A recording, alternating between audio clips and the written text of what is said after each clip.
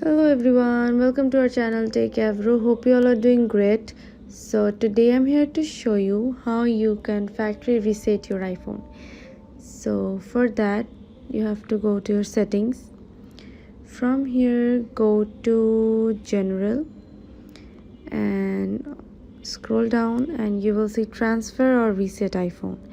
Tap on this, and if you want to factory reset your iPhone, just simply tap reset, and after that your iPhone will be totally clear. So if you tap erase all content and settings, your everything will be erased.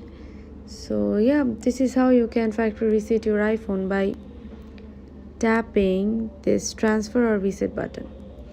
So yeah, thanks for watching. Hope this video helps you. Don't forget to subscribe to our channel and don't forget to hit the bell icon button. Bye bye, see you in the next video.